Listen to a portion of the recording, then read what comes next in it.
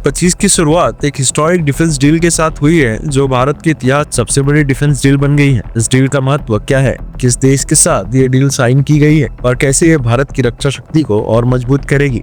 यह भारत के इतिहास की सबसे बड़ी डिफेंस डील है और इससे पहले भारत ने S-400 डिफेंस सिस्टम को 45,000 करोड़ में रूस से लिया था, लेकिन यह डिफेंस डील उससे भी काफी ज्यादा बड़ी है। किस देश के साथ भारत ने इस डील को साइन किया है और इस डील ने भारत की ताकत किस तरह से बढ़ने वाली है, इसके बारे में डिटेल से इस वीडियो में बात करेंगे। इंडियन नेवी ने एक एडवांस्ड सबमरीन डील फाइनलाइज की है और यह डील जर्मनी की थाइसेनक्रूप मरीन सिस्टम्स के साथ हुई है।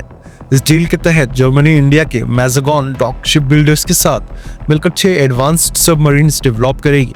ये submarines air independent propulsion system यानी कि AIP टेक्नोलॉजी से लैस होगा जो इन्हें और भी एडवांस बनाएगा।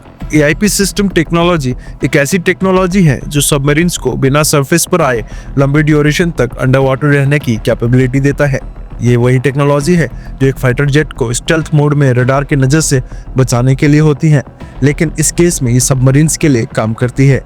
इस हिस्टोरिक डील की टोटल कॉस्ट 8.2 बिलियन USD यानी कि लगभग 68,000 करोड़ इंडियन रुपीस में है। ये अमाउंट इंडियन डिफेंस मिनिस्ट्री के प्रोजेक्ट 751 के बजट से काफी ज्यादा है जो पहले 43,000 करोड़ INR था। ये डील सिर्फ सबमरीन मैन्युफैक्चरिंग तक सीमित नहीं है, बल्कि इसमें advanced sensors, lithium ion batteries और स्टेल्थ टेक्नोलॉजी का इस्तेमाल होगा जो सबमरीन्स की एफिशिएंसी और कॉम्बैट कैपेबिलिटीज को बूस्ट करेगा।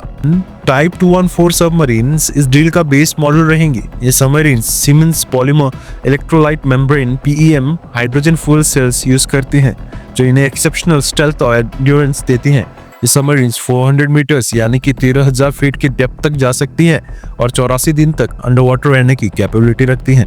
ये मॉडर्न टॉर्पीडोज और कॉम्बैट सिस्टम से लैस होंगी जो इन्हें कॉम्बैट रेडी बनाती है। के लिए स्पेन की कंपनी नवांतियावी कॉन्टेंडर थी जो इंडिया के L&T के साथ काम कर रही थी, लेकिन इंडियन नेवी रिक्वायरमेंट्स को स्पेन का प्रपोजल पूरा करने में असफल रहा। स्पेन का AIP सिस्टम प्रूवन नहीं था, जबकि जर्मनी का AIP सिस्टम ऑलरेडी टेस्टेड और सक्सेसफुल है।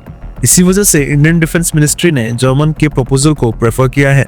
इसकी टैक्टिकल इंपॉर्टेंस क्या है? भारत के लिए ये सबमरीन स्ट्रेटेजिकल पर्सपेक्टिव से बहुत ही महत्वपूर्ण है।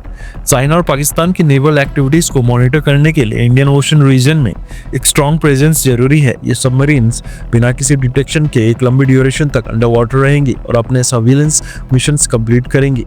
बढ़ेगी भारत की शक्ति। सवाल तो ये खड़ा होता है, इनहैंस्ड वाटर इंड्योरेंस यानी कि AIP सिस्टम्स सबमरीन्स को 12 हफ्तों तक अंडर वाटर रहने की कैपेबिलिटी देता है। इसमें एडवांस्ड वेपनरी सिस्टम जैसे मॉडर्न टॉर्पीडोज और एंटीशिप्स मिसाइल से लैस होंगी। इम्प्रूव्ड स्टेल्थ भी रहेगा जिसपे कैपेबिलिटीज की वजह से इन्हें डिटेक्ट करना मुश्किल होगा जो कॉम्बैट सिचुएशन में एक मेजर एडवांटेज होगा। स्ट्रेंथ नेवल फ्लीट भी रहेंगी। ये सबमरीन्स इंडियन नेवी की एग्जिस्टिंग फ्लीट को और मजबूत बनाएंगे और रीजनल सिक्योरिटी आर्किटेक्चर को रीइंफोर्स करेंगे। मुताबिक 7 साल के अंदर सारी 6 सबमरीन्स इंडियन नेवी को डिलीवर की जाएंगी, लेकिन ये देखना होगा कि प्रोजेक्ट को कितनी एफिशिएंसी के साथ एग्जीक्यूट किया जाता है। इस डील से भारत की डिफेंस कैपेबिलिटीज को एक नई उड़ान मिलेगी और रीजनल स्टेबिलिटी में भारत का रोल और मजबूत होगा। आपको क्या लगता है, स्पेन के बजाय जर्मनी को सेलेक्ट करना सही डिसीजन था? अपनी राय हमें कमेंट बॉक्स में जरूर बताएं। अगर आपको ये इन्फॉर्मेशन पसंद आई हो तो वीडियो को लाइक करें, चैनल को सब्सक्राइब करें और बिल नोटिफिकेशन जरूर प्रेस कर लें। तब तक के लिए जय हिंद।